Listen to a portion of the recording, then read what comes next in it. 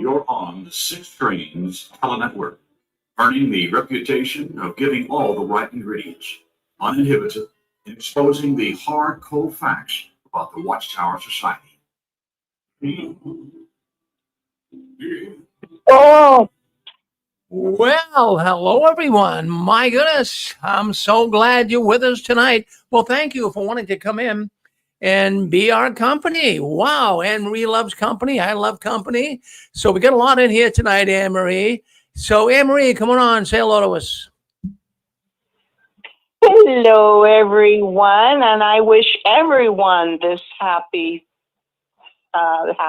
Sixth Green Saturday, June 28th, 2025. How's everything going with you, Rick?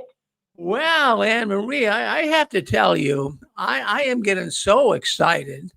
I am just, well, I know I say it every week and they say, Rick, knock it off. But I am. I mean, can you really be upset with a guy that's excited?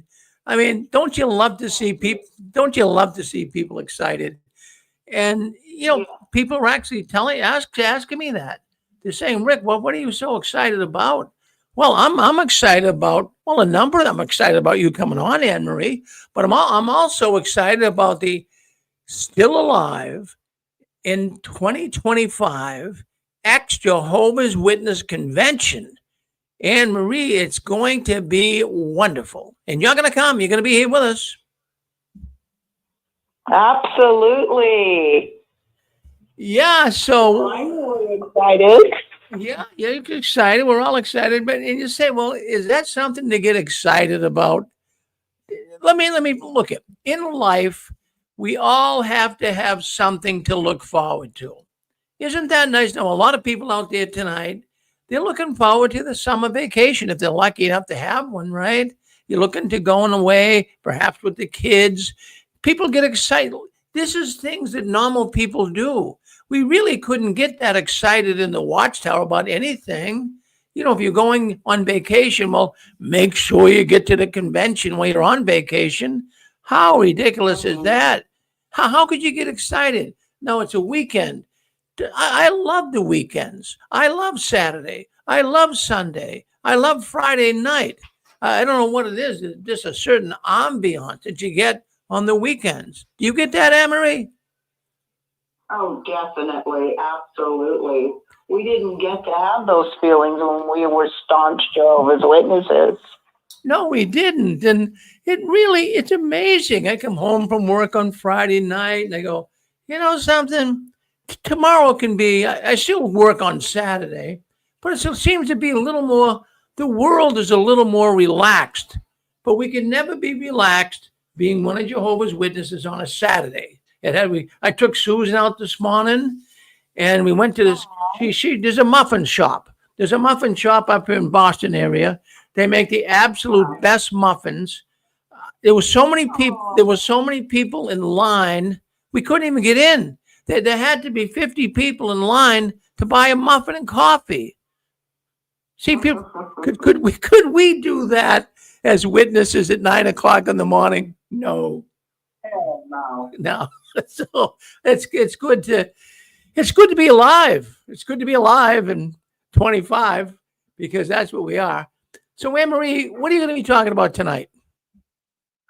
Well, I hope everybody's okay with it, but my heart for the last 2 weeks has been really, really thinking about our poor brothers struggling to be quote unquote good witnesses in the organization. And I felt like the pressure that was constantly put on the brothers from all sides, it was just insane.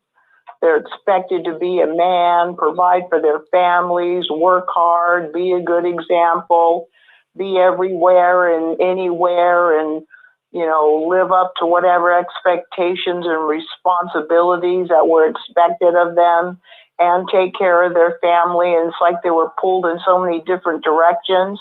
I don't feel like the brothers ever got any real support, much less some kudos, doing a good job, brother, or, any kind of affirmation of how hard they were working. I don't feel like they were really respected. No pat on the back, just more criticism, and your kids look like they're out of control, or your wife doesn't seem to have a good attitude, and you really should be setting a better example. And I just feel like the brothers had it in a lot of ways worse than the sisters. What do you think, my brother? Well, I have mixed emotions on that. There were many brothers I knew that were overburdened. They seemed to get the raw end of the deal. But then again, Anne Marie, I have to say there was many sisters that I also knew who were getting the raw end of the deal too. But tonight you're focusing on the brothers, and I'm sure that we got a lot of people. We got elders, I'm sure, listening in as well, and maybe they can have stories to tell too. But I can tell you, I have to tell you something, Anne Marie. And I have to bring this up because I think it's important. My life as one of Jehovah's Witnesses was a little bit different than the average Jehovah's Witness. And the reason is I'm not trying to beat it to death, but everybody knows I was a partaker. I was of the anointed class. And I was treated pretty darn good for the most part. Pretty darn good as an anointed Jehovah's Witness man. And my wife, she kind of got the bottom end of the stick on that one. They didn't really appreciate the fact that she was anointed, and they would give her trouble. But I skated right through it. Everyone, they believed me. They really did. But when a woman is anointed, she gets kind of like, the bad feelings of the Watchtower. But also there's times that I did get the brunt end of the stick too. There was times that I did, and I'll be glad to share some of that with you tonight. Well, as a brother, as a man, as the head of your wife and the head of your family, for me, I feel it was exceedingly disrespectful of you to not treat your anointed wife with the same respect that they were giving you. How dare they? It wasn't their place. That's the way I feel. Well, it's a good way to feel because it was true. And it was just the strangest thing, Anne Marie, that a man in the organization, and for our listening audience, the organization in many respects, but when we're going to have that convention, you're going to hear from elders that were totally disrespected. But a man kind of gets away with a little more, but they do have a lot more burden put on them. For example, myself, if my wife wasn't, getting out in service, getting the time in, if she wasn't able to get Bible studies going, she had 5 little children like you did, Anne Marie, when you were younger. It was, you had 4 or 5 kids, was it 4 or 5? I think you had 5 kids. Yeah. So what I'm saying about, so what I'm saying is that they would get on my case about her. She's not doing enough. She's not doing enough. And I'd say, well, why don't you go tell her that? No, we're telling you. So that puts pressure on me. I'm not going to go. How can you do that? You get a wife, you're going to go and say, well, Inez, you're my wife, but you're not doing enough. I mean, I wasn't going to say that, but they expected me to. And on a couple of instances, they did that. I says, why don't you go talk to her? Why are you putting the burden on me? You go tell her this. Nope. You're the head of the house, and you have to tell your wife. Geez, I don't know if they were trying to cause friction or what they were trying to cause, Well, to me, that is just a blatant example of the disrespect of you, my brother.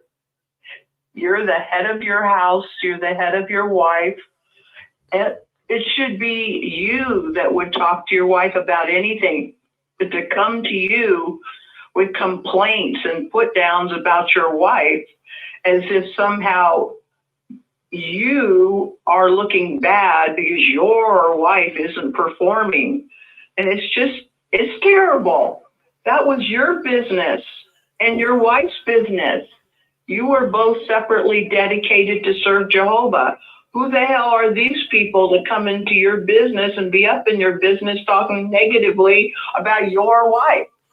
Well, let me tell you. Let me share this with you, and then we can get a little icebreaker going here. Here's the thing. My wife was the first one, I would say, in around I'd say about 1994, 95. She started really seeing the flaws in the Watchtower. She started reading the scriptures diligently. And she says, Rick, they're not interpreting the Bible right. So theologically, she was saying these guys are not right. They're not really doing it right. So, she started talking to me about it. And I said, geez, Inez, you're right with that. They're not, reads differently in the New World Translation than it does in this Bible that we got. So she started having a lot of doubts, and she started really, I'm not going to say she was being rude or anything, but we would go to the meetings on a Sunday, especially during the Watchtower articles. And when someone had made an off-base comment, she would kind of make a funny face, like raise her eyebrows or whatever. So the brothers caught on. The brothers caught on to her doing this. So what they started doing, Anne Marie, and I want the audience to hear this. What they started doing is spying on us. They had elders come and sit next to us and back of us and to the side of us to see what our facial expressions were. Yeah. And, no, this is what we call the thought police. They were trying to see what you were thinking. And Inez wasn't thinking anything, but they would come and they sat right near us. And I was told this later, that they were spying on us to see what expressions Inez was having toward those who were making comments. And so anyways, one day she got a little upset because the sister who was making the comments was way off base with what the Watchtower was even asking. And Inez would always answer biblically with scriptures. So Inez's eyebrows went up, and these brothers who were spying on her saw her do that. So they tapped me on the shoulder after the meeting and said, Rick, I want to speak with you in the back room. So I went in the back room. Yeah. So I got in the back room and they said, we're seeing what your wife is doing. She's making these kind of expressions that she's not in agreement with what's being said by the other brothers and sisters. And I says, well, that's your interpretation. I mean, if you feel that's what she's doing, why don't you talk to her about it? Why are you talking to me about it? Go and ask her. So they said, nope. Right. No, they said, no, we don't do that. You're the husband. You're the head of the house. That's your responsibility. And Anne Marie, that put a lot of pressure on me. I didn't know if I wanted. And here's a poor girl that suffered. She had a brain hemorrhage, then she had seizures, and I didn't want to put any more pressure on her, but the brothers were putting pressure on me. Talk to your wife, Oh my God. So that's kind of what you're looking for, right? The thing that I see with it is, and this is a lifetime of being there, the Methodist, Baptists, Roman Catholics, Buddhists, if you go to any of those, you don't have to jump through hoops to go to that and go to the egg roll festival and have a wedding and a funeral within a community. We were constantly jumping through hoops to win the love and approval of a club that did not love or approve of us. And I really saw my parents suffer through this, and my mother with her health not well. They had a very long life, both of them, and very happy retirement. And like Rick mentions, my dad would say, that's not Bible. And we were happy at home, but every time we had to get ready to go to the Kingdom Hall, there'd be a fight, or we'd come back exhausted. It's not a safe place. I've said it before. And the book for this week has been printed for 50 years. It's a very easy read. It mostly is pictures. It's called Be Here Now, and just get a used $6 copy at Amazon. Again, the title is Be Here Now. I'm doing great. Have a good Saturday. Well, thank you, Pixie. I'm glad you're up. Go ahead. Rick, go ahead. I just want to thank Pixie for popping in and giving her thoughts on things. And of course, Pixie ought to start a book club, right? She reads a lot of books. My goodness, she does. I'll tell you, I couldn't keep up with her if she reads all these books. It's unreal. She's like, well, reading books is good. I didn't read a lot of books, Henry. Did you? I just keep thinking of the pressure, the constant pressure to live up to whatever requirements Watchtower had on the young men. I mean, training them from 2 and 3 years old to, what's that? What was that? Nobody said something. Just a little snafus here or there. Go ahead. Keep going, Emery. Well, I was just thinking how the Watchtower would really put the pressure on the parents to train their tiny little boys from 2 and 3 years old, expecting them to be up at the podium, standing on a stool, giving their first talk at 3 years old, wearing his first new little suit. I mean, totally molding them to be a performing puppet for the Watchtower, you know, and every male, I believe God makes them to be male with male characteristics like leadership and strength and protectiveness and taking the lead, and it's like it's shot down. You know, you're only a man unless you're within the framework, working within the framework, the Watchtower script that Watchtower gives a young man, a young boy from babyhood. And everybody, you know, pushing them this way and stomping on them that way. You know, you have to do this and you can't do that, and you need to do more of this, and, you know, suck it up and be what you're supposed to be. And it's like, how do they take the lead and show the strength that naturally is inherent in them as males when they're always kept down all the time? You know, it's almost like they want to effeminize them. You know, be humble, be quiet, but yet they want you to take the lead and be strong. It's horrible. Well, it is horrible. Anne-Marie, is there some background noise or something on in the background? And I think I'm picking it up off of your phone. I'm not sure.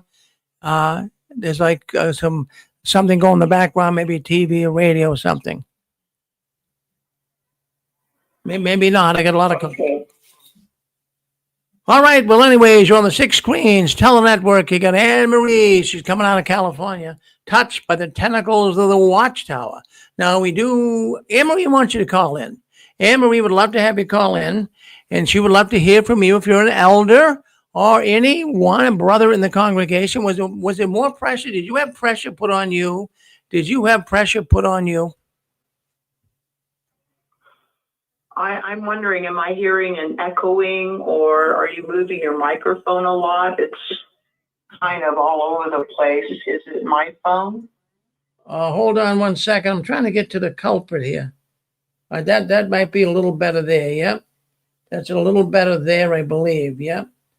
All right. That better now, Anne-Marie? Yeah. I just feel like overall, a lot of men in the Watchtower who were trying to be men, being the leadership in their family, taking into account all of their personalities, being supportive of their wife, providing for their children, solving problems, guiding them, teaching them, studying with them, trying their best to set a good example, but not being a drill sergeant. You know, it's a hard balance to be a good Christian man, trying your best to serve Jehovah, but it's like the buck stops with the man. You know, a woman can cry to another sister, or, you know, boo-hoo, and man's always expected to be strong. And like you said, Rick, you know, somebody has a complaint about one of your children or your wife, they go and put you in the back room and start lamping on you. It's like, it's like you're supposed to be a man, but yet you're chastised. How does that help you really feel like you're a man? Well, it wouldn't. It wouldn't.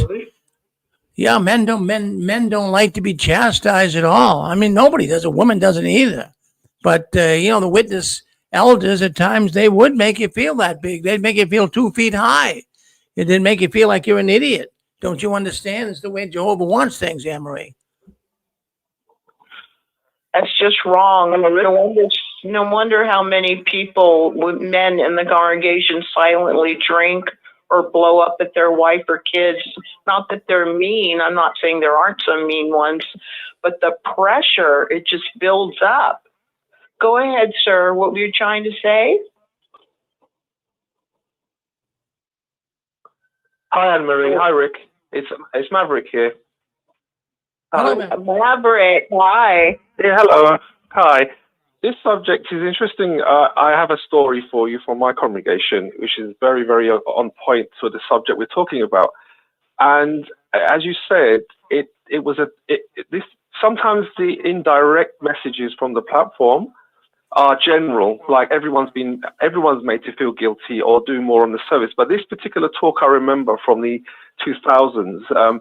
It was an elder local talk, local needs talk, and the brother went up on the stage on the platform and said, "This is to all the single brothers in here. If you're single and you're not married and you don't have any," I'm trying to remember the exam, can't quote word for word, but the gist of it was he was saying, basically implying that if you're single, you've got a lot of time on your hands. So therefore, he said the elders will be looking at your, and I'm not joking, I'm not exaggerating this, Anne-Marie. He said the elders do look at your records, and if you're doing below the average for the congregation, we may see that as a spiritual problem. And we should be, the whole talk was about reaching out for privileges in the congregation, inverted commas.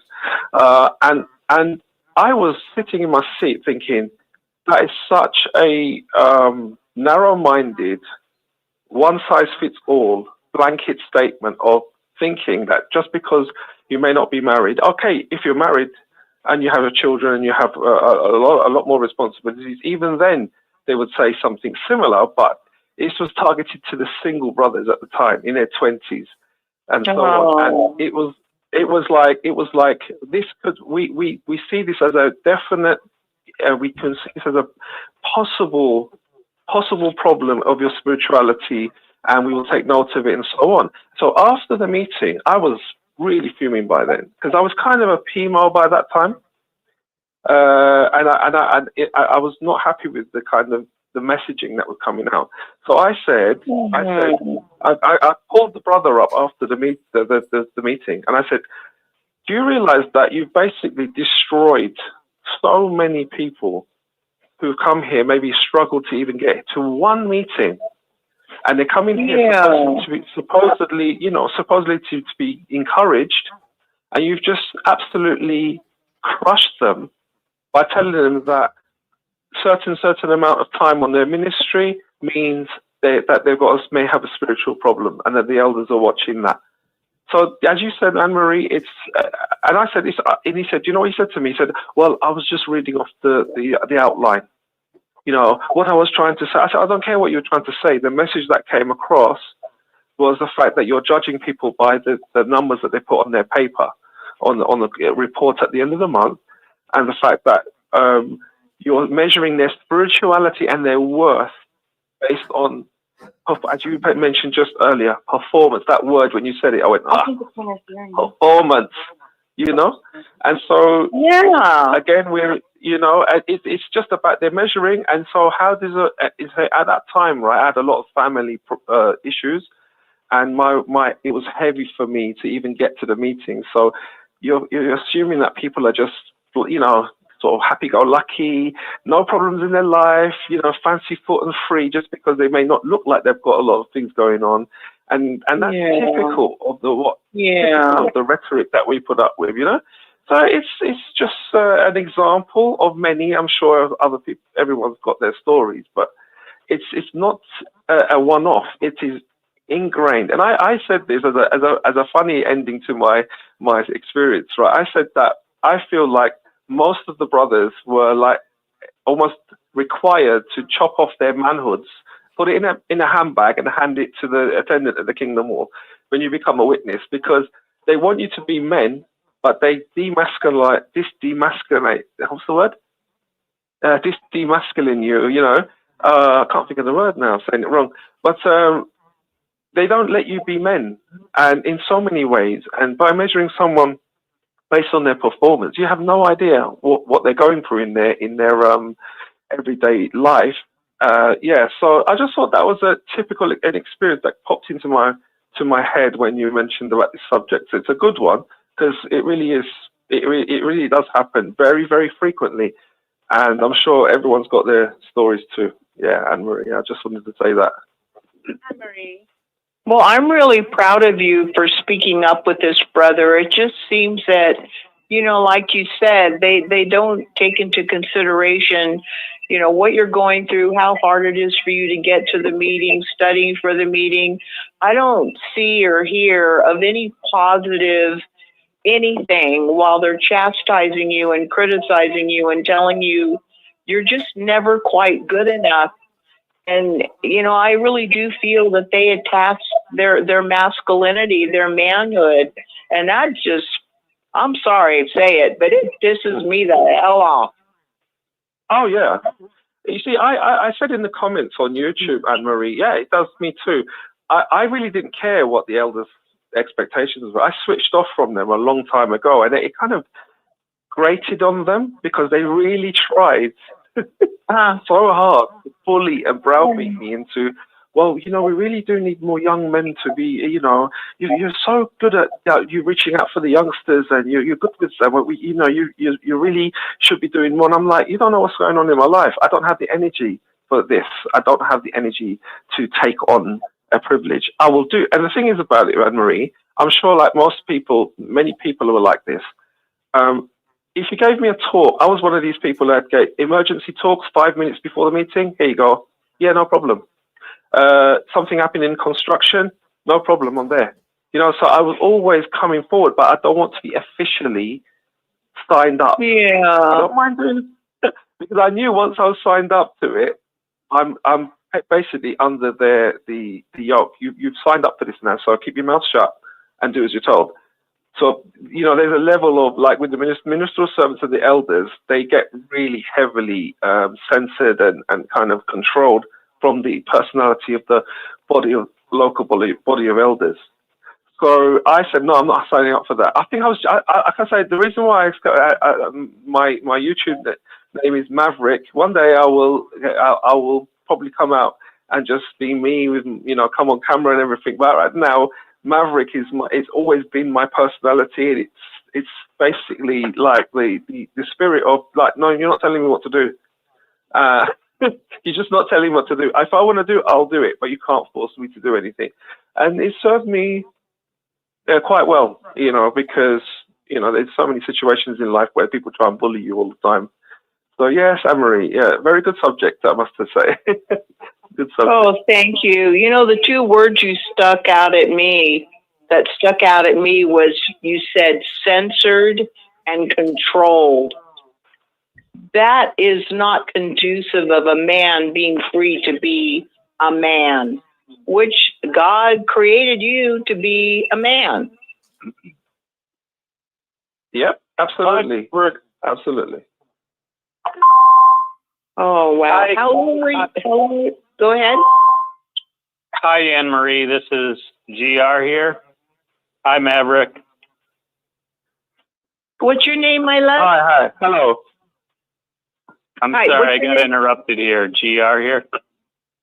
ER? Is that your name? Yes. If I could just, I got a story that's on topic with what we were discussing. You talked about pride and manhood involved in being an elder and leadership in the JW community. Uh-huh. And my grandfather, he was very much a tough but fair type, a lot like Rick. And he was a World War II veteran. and he was very much a patriarchal, patron, a head of household type. Okay. And they stripped him of being an elder because of meeting attendance. And in the committee where they talked to him about that, they said his meeting attendance, and they cited him going to different congregations because back then, ministerial servants and elders, they had to go to other congregations. They circulated them around to give talks.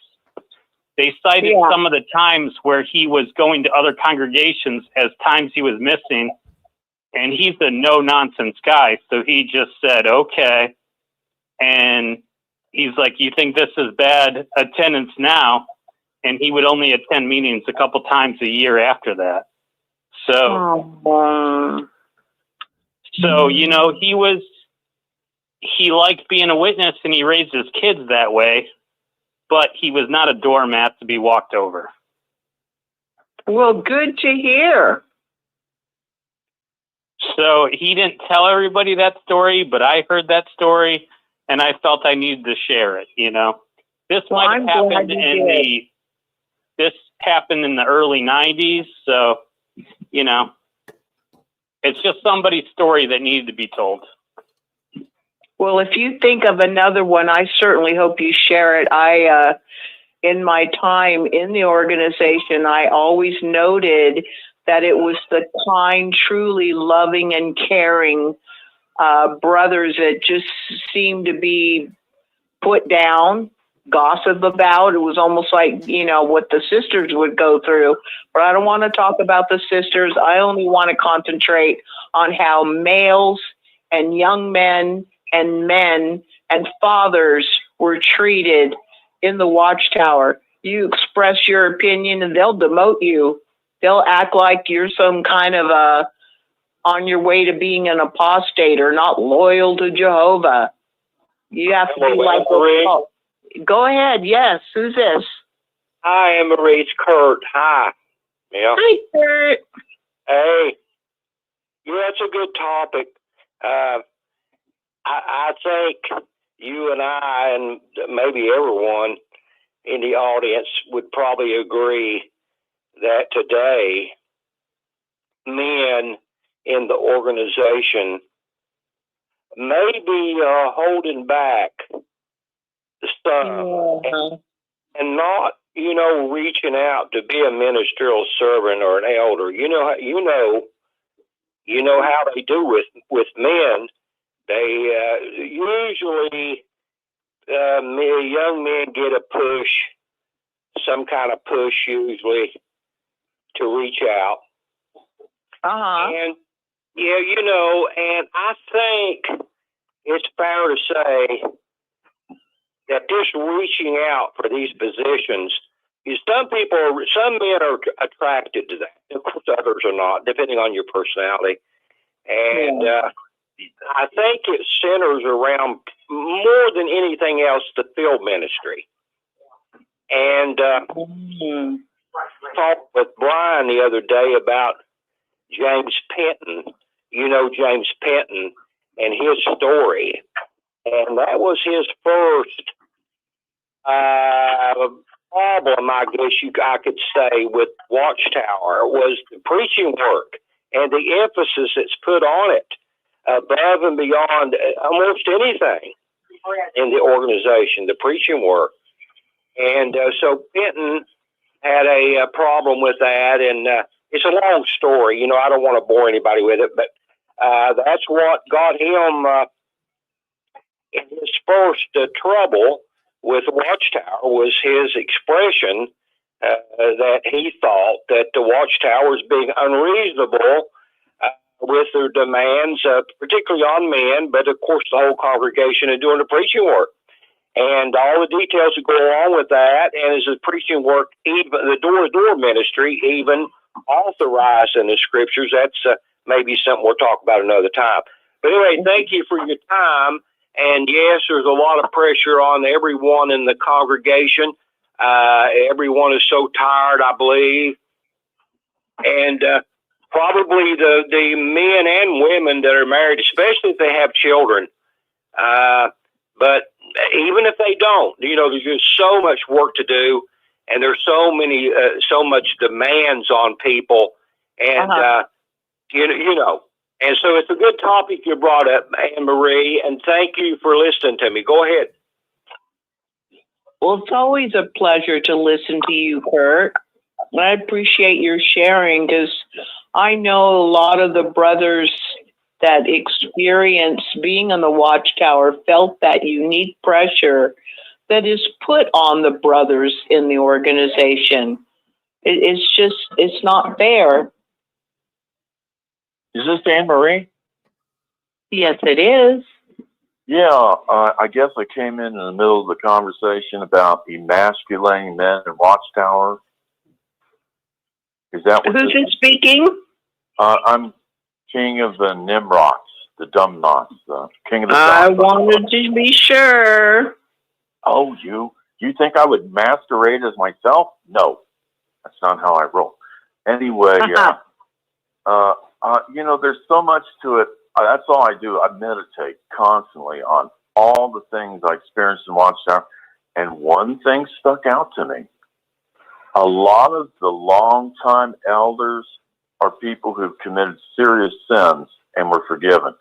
And they hold that over them, okay? So they pretty much... Yeah. You think, do you know what I'm talking about? I do. And they got that little thing in their back pocket about you. And I first learned about this because a sister told us out in Filster, her husband, who was an elder, was having affairs with me and my wife, just her and us in the group. She was so upset and crying. Her husband had been having affairs with 2 women at his job simultaneously. He never got reproved or disfellowshipped. He got apparently a private reproof and was back as a servant like in less than a year. And it's like, what is going on here? But I actually talked to him a few years ago and tried to blackmail him. He didn't know his wife told me this. And I said something to the fact, he was on the way back to Florida from here in Ohio, snowbird people, because I want to know about another brother about molesting kids. I said, I know stuff. I know more about you than you think I know. And you need to tell me if this brother molested children, because I'd found out he had. Of course, they get away with it. I didn't feel bad about myself because they're just hiding all kinds of secrets. And but on the other thing, they want to make out every brother who does something even a little bit out of line. It's a serious sin, even though it isn't, Yeah. You going to let me read a poem on your show tonight? Oh, please, yes. King of the Dots, go for it. It's the last poem I wrote. It's called, Are You an Afterthought or an After Fart? Do you want to find out? Can your nose sniff it out? That theocratic stink is wafting all about. Your afterlife is now, I can't read my own writing, an afterthought. One strike and you're out before the end of the night in your backroom fight. It's really not about you. It's about them. They need to show that they mean business, and the secret of their judicial sins stop with them. Don't ask, don't tell, don't shop the gossip or you'll go to hell. The one the elders are in, and it stinks to high heaven. You can come to the meetings and take your medicine, but the stench from the backroom bench is all over on the speaker's platform. Preaching this, preaching that, just enough to create a deliberate, sustained gaseousness, the art of the theocratic fart, making you an afterthought without a single sin to start. It all stinks by design to make you submit to any and all theocratic crimes. Just don't fart too loud, or they'll think there's an apostate running about, when in reality, it's them, and it always has been. I almost did a perfect poem, but I messed up. But the fact is, they want to make everybody feel like they're not worthy. They're a sinner. And there's always a reason why they want to point a man. Look, I went through this for several years, and I had to go to the circuit overseer because they promised me. They said, we want you brothers to take over all these service meeting parts for us. And we weren't even appointed. So I played the part for a couple of years, me and 3 other brothers. And then I said, well, so are we going to get appointed? They didn't appoint us. So I went to Dick Saranko and complained about it. Boy, were they pissed off. They thought they were going to get away with telling me a big fat fucking lie. Sorry about that. I apologize. But No, I'm hearing you. Much. Please. What'd you think, Anne Marie? Did I lose you? Well, King of Dots, this is Rick. I'm here with you. I'm right here. Okay. Yeah, I didn't like it when I found out the organization just lies to you. Oh, yeah. Placate you, and it's not. I don't take that too lightly. Okay, my wife is a person who hates liars. I've never lied to my wife. She wouldn't stand for it. I'd probably be out on the street. But I had to put up all these liars in the organization. It's nonstop. And again, Yeah. I could elaborate more, but the bottom line is they treat men like dirt, and then they want them to be little whip little. Exactly. And then they want their wife. Then they say the next second they're saying, "He's not a good family head." I heard it all the time. What do you mean I'm not a good family head? I'm exactly the way you want me to be. My wife pushing me around, shoving me around. It was ridiculous. Aww. But anyway, I've had that accused a couple times that, you tell your husband what to do and this stuff. My wife told him, what are you talking about? He's not bossing me around and stuff. But anyway, Yeah. I'm off on a tangent. And you carry on, Marianne. And just remember what I just said here. Are you an afterthought or an after fart? And any elders out there listening to it, you think about it. You're just farting up the place. Okay, I'm out of here. Thank you so much, Anne Marie. Well said, my brother. You bring up the good stuff in your own unique way. But overall, go ahead. Hey, before you go, King of the Dots. Are you still there? Is this me? Well, this is Chris in Arizona, but I think someone else wants to get on. Oh, are you still there, King of the Dots?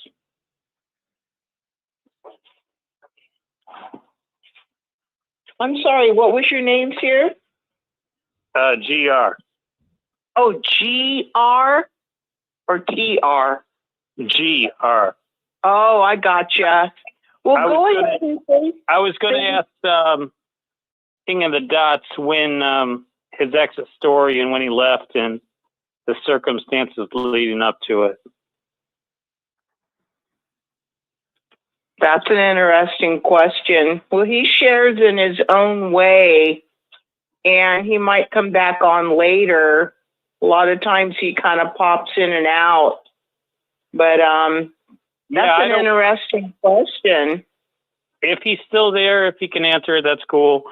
That's the question I like to ask a lot of ex-witnesses.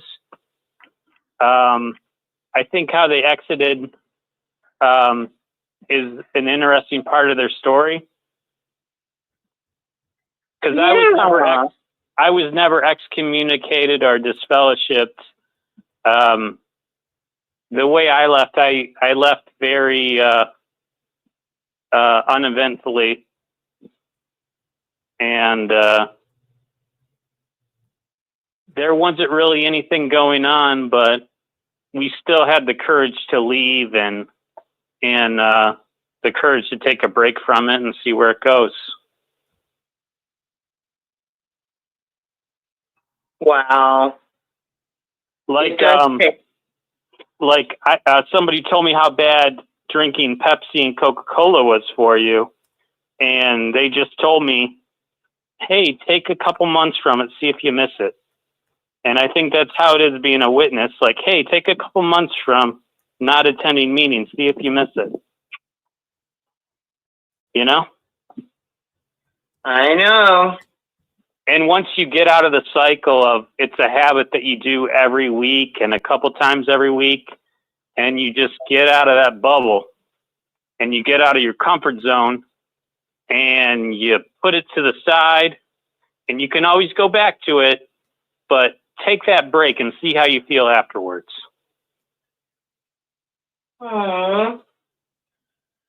It's hard for all of the brothers. I don't know how you guys survive, really, I don't. Anne Marie, this is Chris in Arizona. Can I squeeze in here real quick? Of course. Hi, Chris in Arizona. Thank you, TR. I have kind of a humorous story, I guess. In retrospect, it's funny now, but talk about the way you get treated when you're especially when you're an up and coming young brother. You know, when you show promise and stuff. I was on the verge of being appointed a ministerial servant. There was only one thing holding me back. My hair was too short. It looked too militaristic. And this was in the 80s. I think the Terminator had come out recently, and Schwarzenegger sported kind of a brush cut and so forth. So I was told that I looked too worldly because my hair is too short. And I thought about this one. God. There was another brother that had been an elder for quite some time, very well established, well respected in the area.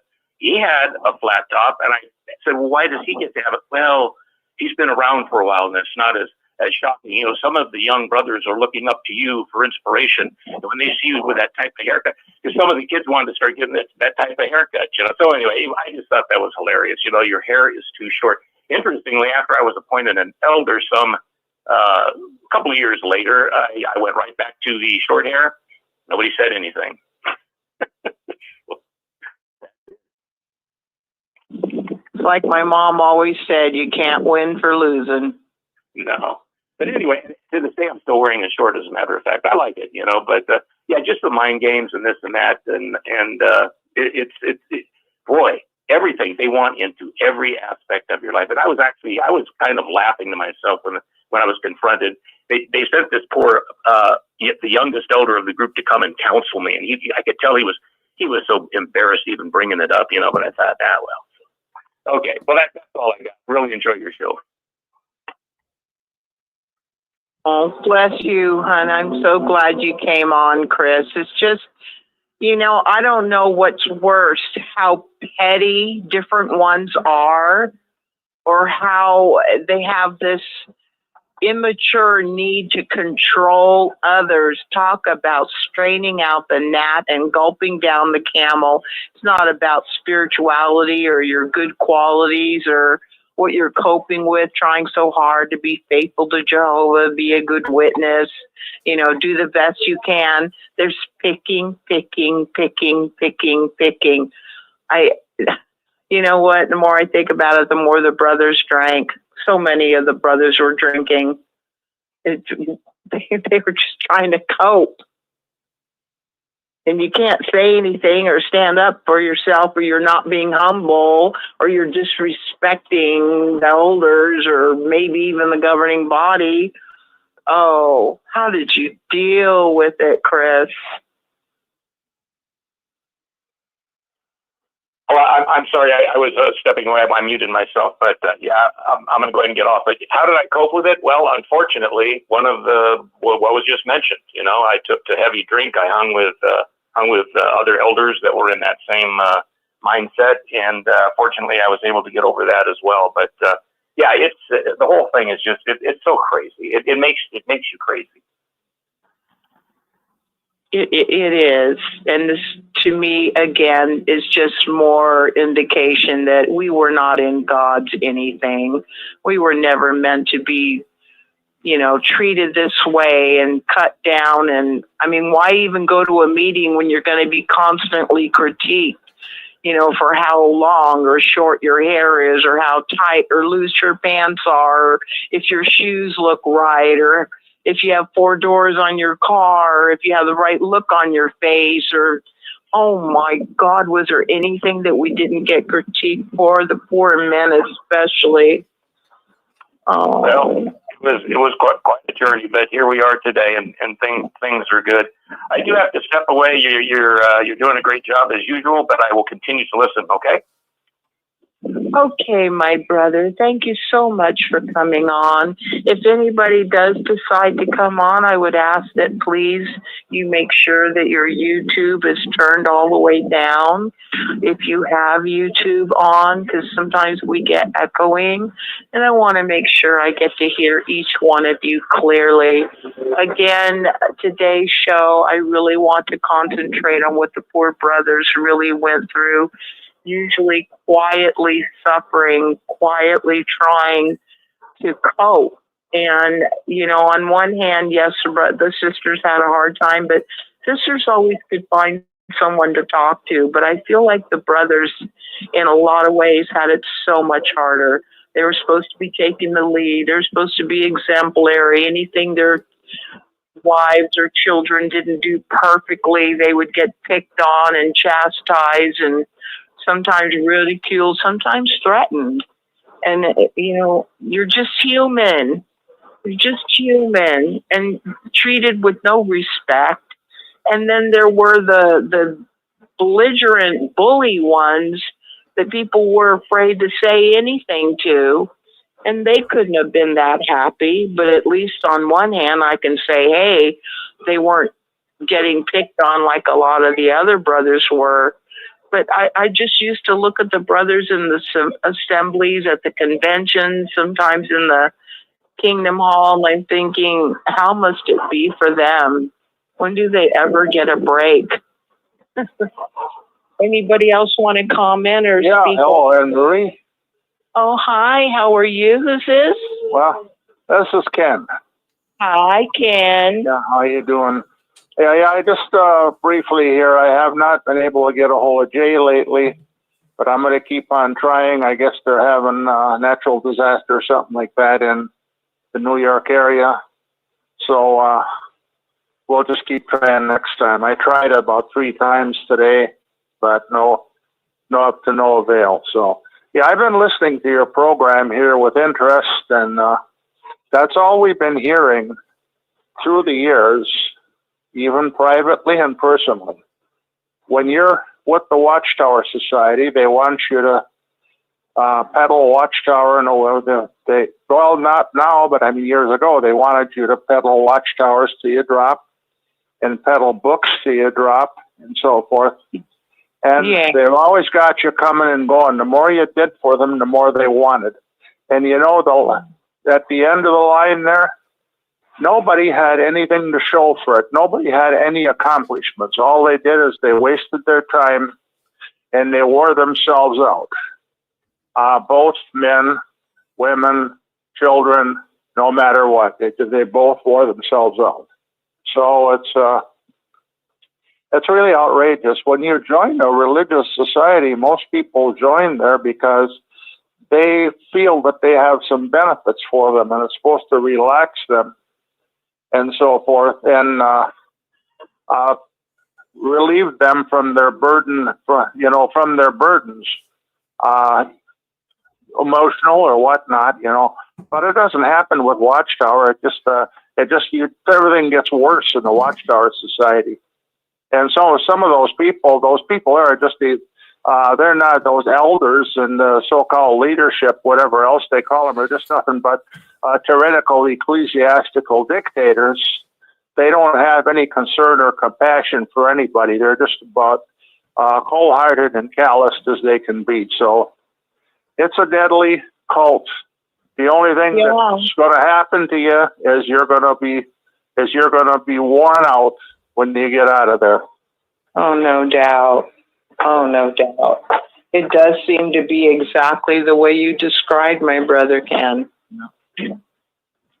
Yeah, really outrageous. So we had everything like that. And then you take a look, and I just want to add this to it, and then you take a look of all the crime and violence that's going on there, the pedophilia, the rape, the incest, and so forth. And then they're trying to cover it up. They've got, and then this is what we know about right now, which is humongous. But this is what we know about. How many stories and that are we not going to ever hear about it because these people have left and don't want to talk about it, or they have passed on through the generations.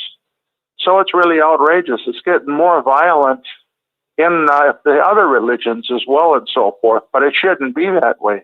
We should have some sanctuary, you know, from our emotional problems, and we should have some safety and security when we're around those places. But we don't have that stuff anymore and all that. It's really outrageous the way it went, and that's why, you know, it's enough to drive you up the wall. That's the only thing that's going to happen if you hang around with the Watchtower. Yeah, and it seems that the dear brothers who are truly trying to do what's right in Jehovah's service, when they are saying anything to the other elders about the pedophiles among them, they're the ones that get chastised. Often disfellowship, labeled apostates, and the pedophiles get away with what they're doing. Why do the good brothers in the Jehovah's Witnesses get treated so badly?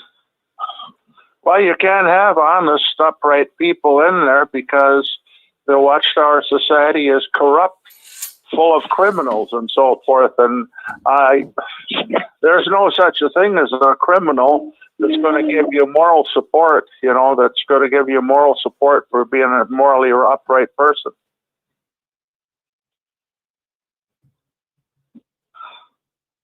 It's so true. It is so sadly true, my brother. And I hope this will get taken care of in time. Yeah, I do too, and I just hope for the best down the road. There's a lot of stuff being done about it. We come a long ways, but we still got a long ways to go. Yeah. Well, hey, it's called production pressure. It's like being a stockbroker. I mean, they do the same thing. Constantly keep pressure on you no matter what you do. It's just simply not enough. And it's destroying families. Anybody else have anything to add? Okay, I'll sign off for now. Let's hit *6. If somebody else come in there want to comment, I'll see you later on. Yeah, I wanted to add Mary Ann or Mary Jane or Anne Marie. Am I on? I don't know. Hello? Well, I can hear you here. Go ahead. Yeah, go ahead. Okay. Yeah, we're right here. It's a constant production pressure. I don't know if you've been involved in sales. Maybe Rick has been involved. The person who had last name, Gary was a businessman. Let me tell you, the pressure is incredible. I've known witnesses who try to do insurance salesman stuff, and some of them couldn't make it at all. It's too much pressure. Car salesman stuff. A witness I knew was general manager of a huge dealership right around the corner here, all over the county, over 3 or 4 counties now. But Watchtower's the same way. It's just sales stuff, and they got to keep the pressure on you. They don't care what it does to you or your family. That's the only way they feel they can get production. And you pretty much, when you're under that kind of pressure, you know what you do? You strong arm people into the organization. You strong arm your relatives. You strong arm anyone you can get a hold of. And it gets to be a debacle because once these people realize that they've been sold a bill of goods, which may not happen for 20 years, then it's bad, really bad. It might break up their family. They might become a damned apostate, you know? So this pressure they put on people is not what I recall Jesus saying. What did he say? Become my disciples because you'll get refreshment for your souls. Well, where is that? Where did that go? It's gone. It left the room in 1975. There's my my rant for today. Okay. It's just a mess all the way around, and I think this really sooner or later needs to be seriously looked at.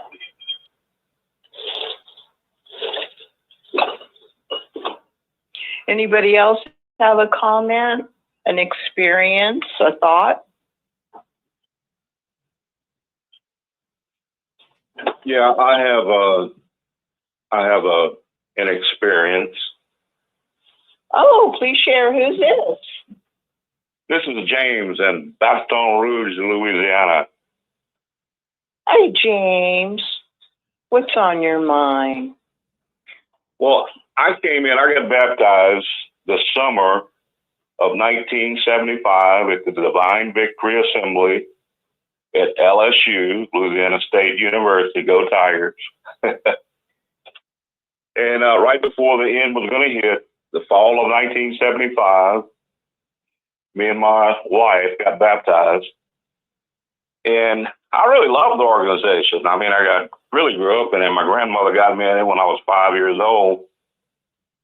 And always worked in the security part whenever we had the Watchtower. I was one of those little guys in security, had me a big job. Yeah. But, you know, I was really excited about the new system, the new earth, paradise. And after a while, you know, when nothing happens, 1975 comes and goes, and everything is still rocking along as it always was. And it's like you scratch your head and you're like, what happened? What didn't happen? Oh, really? Yeah. So anyway, I would get excited about things. We had the 1984 World's Fair in New Orleans, Louisiana, and I was working for a company that was a major sponsor. So one night at Kingdom Hall, I just got up and I was giving a talk, and I was telling the congregation about how excited I was about the World's Fair, and them brothers came on me they come across on me like bad. I mean, you know, like I'd done something real bad, bringing that up in the Kingdom Hall. Why would I ever bring up stuff that's going on in the world at the Kingdom Hall? I don't know. Maybe I was excited about it. Yeah.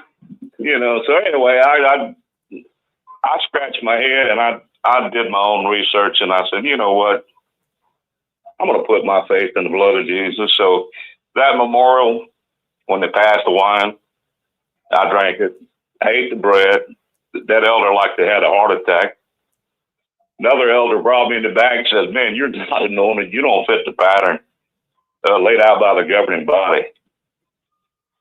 So my wife said, you know, now everybody's going to think you're a big nut. And so I was in a little bit of a predicament. So I still believed in Jehovah God. So I got on my knees. I prayed to God. I said, what? You got to show me what to do here. Oh, my goodness. That's a lot to deal with. Oh, yeah. So I get up off my knees after Watchtower study one Sunday. I went to my bedroom and got on my knees and prayed out, to God for help. And I went in my living room. I turned on the TV, and Ripley's Believe It or Not was just coming on.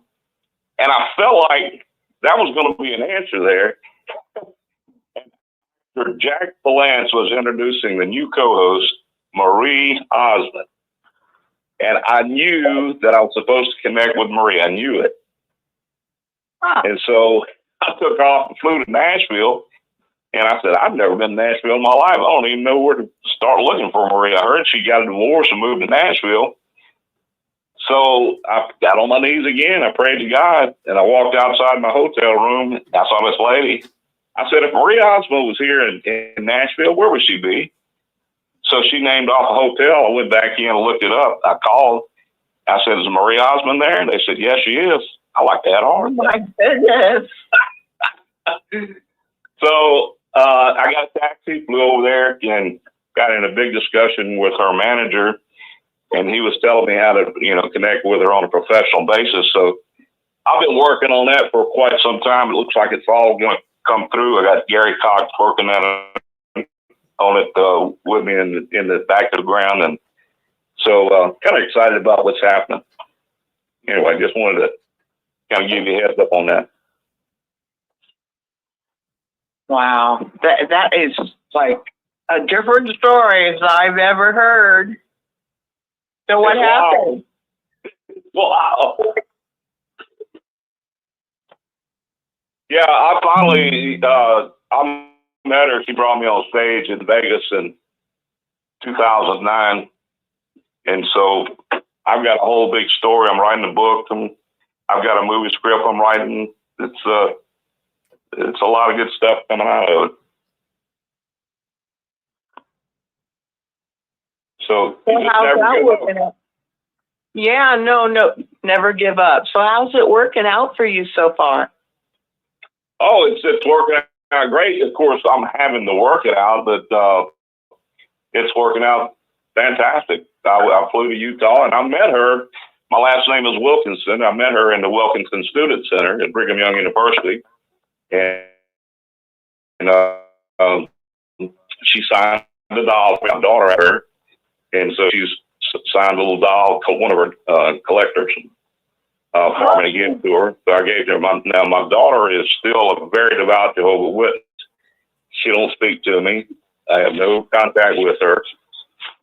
And so, still being shunned. But I think that once this story breaks, when it really breaks, it's going to touch my daughter and touch a lot of people, as a matter of fact. And I think the eyes are going to be open. Well, you just follow your heart, honey. That's it. I mean, if you got a dream or you got something that you're trying to make happen, you go for it. And doors will open. I mean, if you just put your faith out there, doors will open. It's amazing. I believe that. Good for you. So how is everything standing right now? How's my what? How is everything standing for you right now? Well, it's just absolutely great. Fantastic. It's on top of the world. It's I'm a member of the National Speakers Association. I was elected president at Toastmasters. Toastmasters has clubs all over the world. And I was elected president of Downtown Toastmasters. I got the first movie studio in the state of Louisiana. So yeah, there's a lot of stuff working behind the scenes and in a big way. I'm working with Donald Trump, the Trump administration, got that thing going. And so yeah, it's a lot of things happening behind the scenes. I am so happy for you. That is awesome. Yeah, you just can't let other people decide who you are. You got to figure out who you are yourself, and you got to shut all this baloney out that people want to throw on you, and you got to just go out and make it happen. And you got to read books and listen to the right people, and keep your mind positive. That's the main thing. Stay positive and keep it. And things can happen. I mean, this has been over 40 years that I'm working behind the scenes on this, so it didn't happen overnight, but it kept me going. It gave me something to live for, and I'm excited still. And I don't really hate the Jehovah's Witnesses. I don't hate the Watchtower. I mean, I went through my time with it, had everything happens for a reason. And so, I just say that I had to go through that, and I'm glad that I did. I had that experience because it'll only help me accomplish more. Well, isn't it different, don't you find, when you actually follow your heart and whatever is driving you to do, and not letting these imperfect men, narcissistic, immature a-holes to tell you what you can and can't do and how you have to do it and what you have to change, and you're not doing enough and you're doing too much of that. No, a man runs his life according Yeah. to his conscience. Yeah, and I realized that something was wrong. I didn't know what, because I was under the spell, I guess. I still wanted to be kind and loving. I mean, the fruits of the spirit, but something just wasn't right. I didn't understand what it was. I mean, I loved the organization. I loved the brothers. I loved everybody, but something just wasn't right, and I couldn't ever figure it out. But it's all a control crap. Yeah, oh, yeah. I mean, now I'm able to look at it and say, all the mind control and stuff, and it was just because that's the way cults work. And it's not, it's not just a Watchtower. It's a lot of cults. And I even got mixed up with the Mormons there for a little bit, and got under their spell. And I'm like, hey, this is the same damn thing. I'm like, what? So I backed out of that too, and I said, I'm going to be my own man. So I believe in individual sovereignty now. You just, you don't listen to what anybody says. You just figure it out yourself and do the research. There's a lot of researches that you got to do sometimes to figure things out to where, you can operate in a positive spirit where things can work out well. Don't let all the negative crap get into you where you're walking around as like a negative person, just like a negative machine gun, spitting out stuff negative toward everybody else. You just turn that around, and people can't understand. They look at you like, are you from another planet? And sometimes I think I am. Yeah. Hey, Anne Marie, I want to say hello to James. James, this is Rick Farron at the Six Screens. I sent an email to you. Yeah, did you get the? Yeah, I sent you a ticket. Did you get it? I may have. I haven't checked my email here lately, so I may have it. So I did send you the ticket. We're looking forward to you coming up, James. We're really looking forward to meeting you. You coming with Gary? Yeah. We're supposed to get. He's got a deal going on at the Bahamas, so I'm trying to work with him on that. We're going to fly down there at a resort area and do some stuff.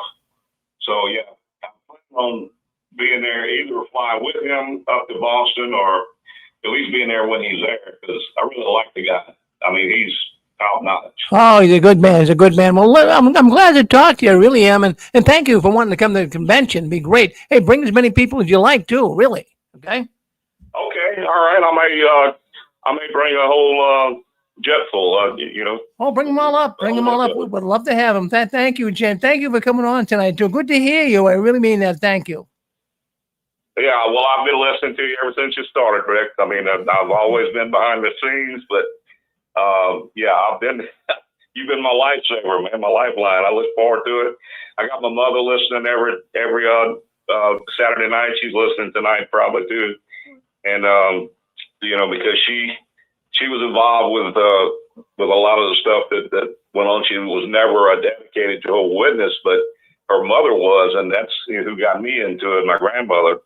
And so she's seen what all has happened through the years. And so she listens faithfully just every Saturday night. I'm sure she's on there listening tonight. Well, thank you very much. Thanks, Rick. Appreciate it. Well, appreciate it. Looking forward to seeing you next month. Good man. Thank you. Bye-bye.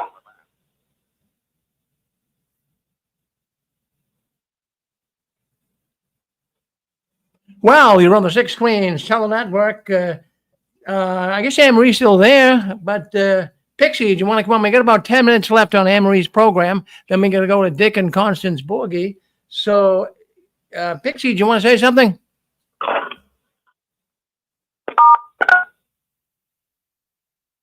Okay, I guess not.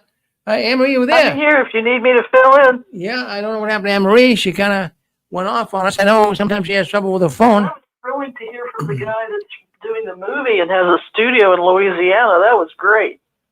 Yeah, he's not the one doing the movie at the convention, but he's writing a script for a movie about. I guess it's about the witnesses, obviously, and no, He said he has a studio in Louisiana. I would love to work there. wouldn't you love to work there? I too. Well, I'll put a good word. I'll put a good word on for you, Pixie. And for Yeah. Maverick too, because you know some of us with movies, it's not our first rodeo. Well, there's so many movies being made right now about the Jehovah's Witnesses. It's just unbelievable. Right. And we're looking forward to the movie that's going to be made up here in Boston as well. So it's just, I'll tell you what, something's going on. I'm going to mention tonight in the news, so I won't do it here now. But Anne Marie, you want to here with us? I don't. Okay. Go ahead, Anne Marie. You have about 5 minutes left, Anne Marie. Then we're going to go to Dick and Constance. Okay, what was that? I said you have about 5 minutes left, and then we're going to go to Dick and Constance's show. Okay, how much time? 5 minutes. 5 minutes. All righty. Would anybody like to share a comment, a thought based on anything that has been said?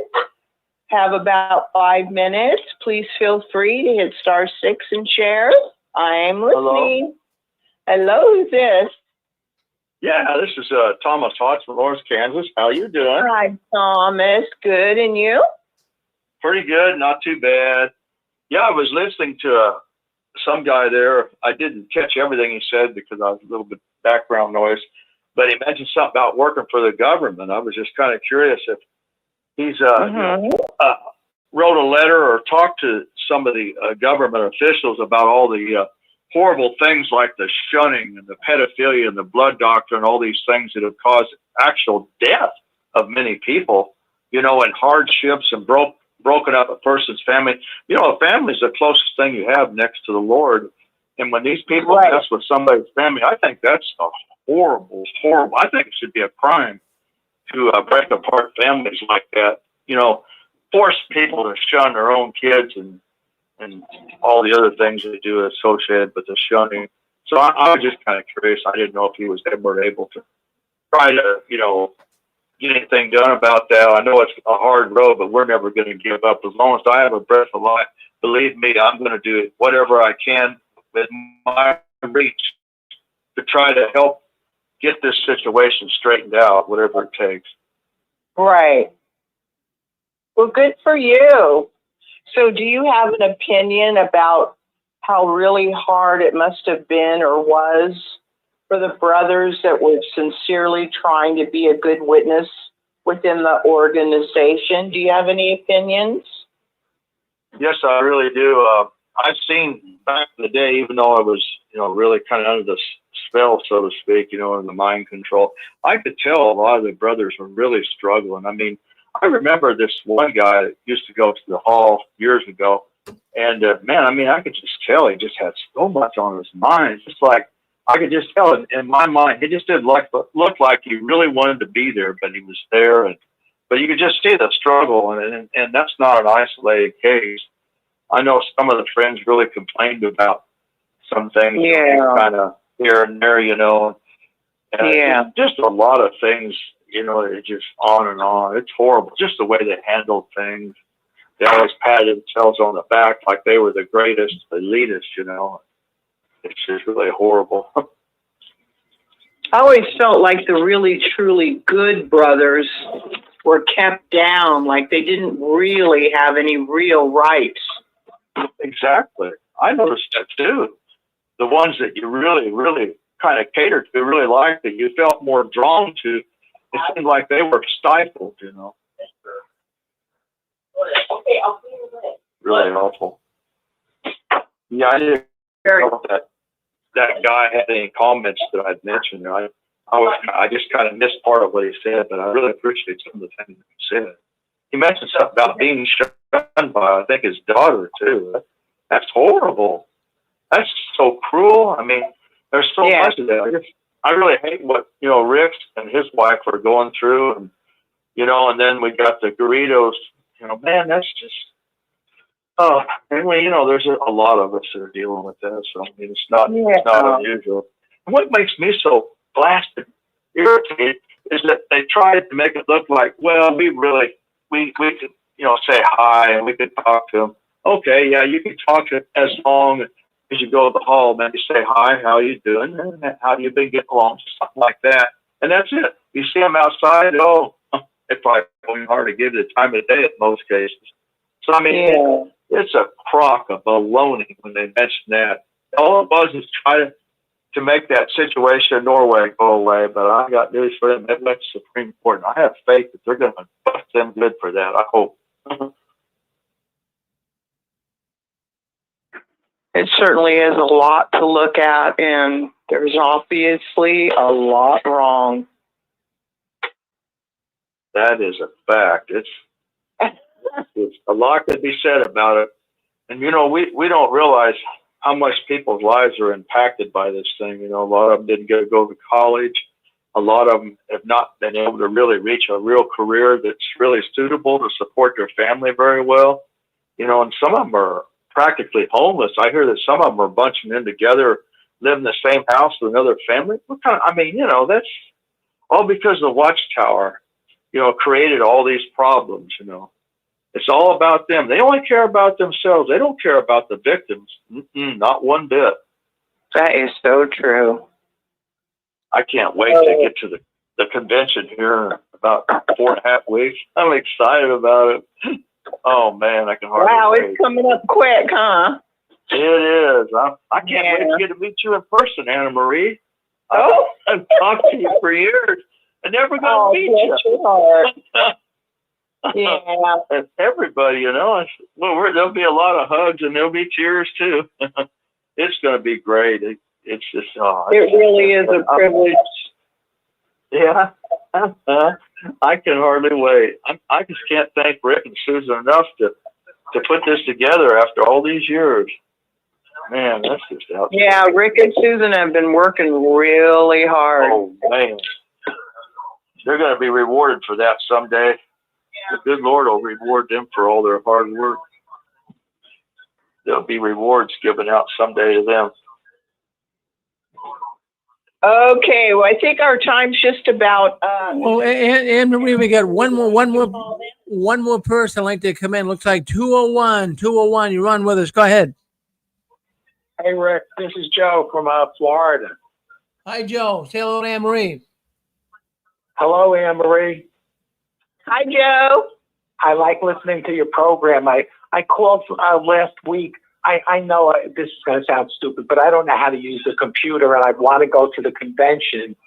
And I was asking Rick if, you know, I left a message if he could send me tickets or something, or, you know, do you pay over the phone? What we'll do, Joe, I'll tell you, no, if you want to go to the convention, who's coming? You and your wife, maybe? Or you and someone else? No, just myself. All right. Well, what to do is I'm going to give you a ticket number right now, okay?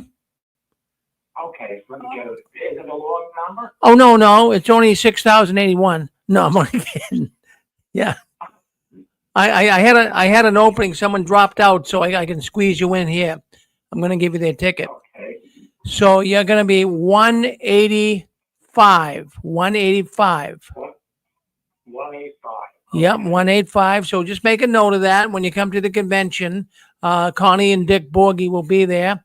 And just say, hey, I'm Joe from Florida. I'm 185, and you'll be all set, okay? So, Rick, what do you call it?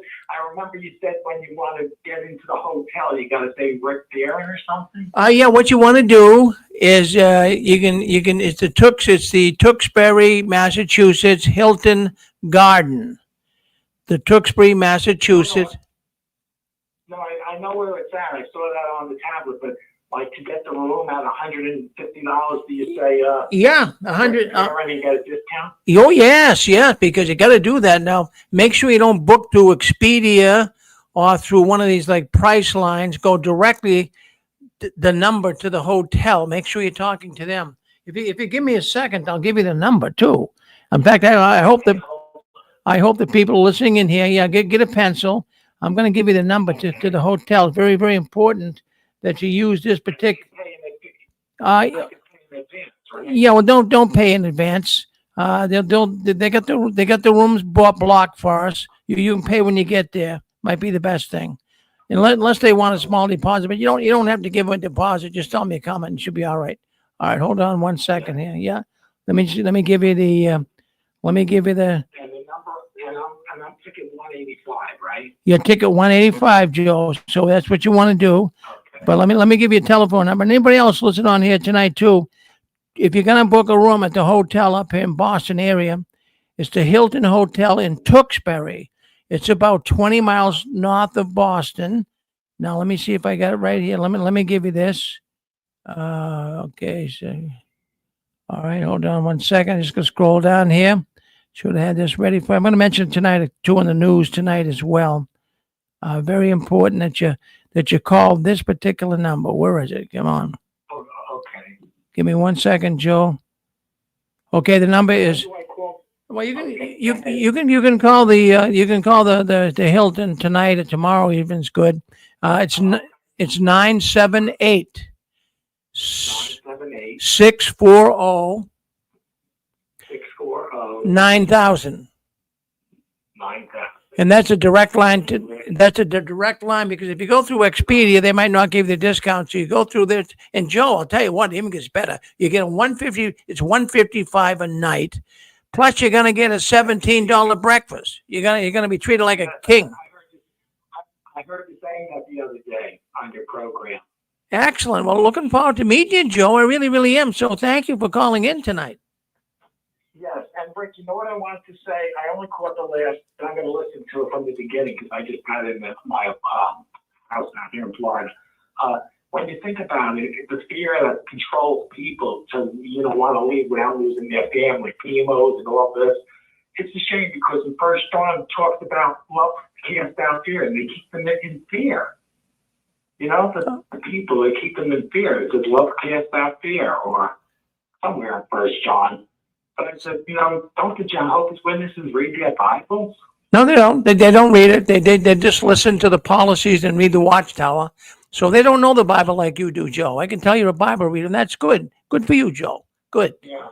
All right. Well, thank you, Joe. Okay, go along. I hope to meet you in your life. Oh, I'd love to meet you. Come right up, but I'd love to meet you. Thank you very much. Thank you. All right. Thank you for the phone number. You have a good night. You too, Joe. Okay, Anne Marie. So, I'm sorry. Go ahead. Someone. Next program. This fall is last, and I didn't know. I'd be happy if anybody that works out that could share that room with me with 2 beds, or I don't know if that would work. If not, well, we'll do it either way. I think I might have some for you. So just hang in with me. We got a month to go. I got a lot of people lately. They're calling me. They're emailing me. So we'll do our best to get a little person to help you with that and share the cost. It'll be a lot better for you, Tom. Right? Yeah. Yeah. Well, hey, Rick, thanks for everything, man. You guys are just really awesome people. I can't wait to meet you. This is exciting. Well, good. Well, like going to Disney World, right? Yeah. Yeah, it is. All right. Well, thank you, Tom. Hey, Anne Marie, go ahead and give all the kudos to the people called in, and we can cut off the Dick and Boogie. Go ahead, Anne Marie. Well, thank you so much. I did want to take the time to say thank you to all the callers who came into our Touched by the Tentacles show today, which is Saturday, June 28th, 2025. We want to thank Rick, Maverick from London, TR. We want to thank King of the from Arizona, Ken from Michigan, James, Thomas from Lawrence, Kansas. If I missed anyone, please. Oh, I was really concentrate on the poor brothers struggling so hard in the Watchtower organization. We need to end the show now. Thank you all. It was a great show. We need to go now to Rick and Constance show. Thank you, Rick. Well, thank you, Anne Marie. Now we're going to Dick and Constance, as you say. We're looking forward to them coming on here next. So by all means, stay with us. Don't go anywhere. And then we got JW World News that's coming up after Dick and Constance. But let's end this stream right here. Thank you for coming in to Touched by the Tentacles of the Watchtower. Stay with us. Stay on this channel. All right.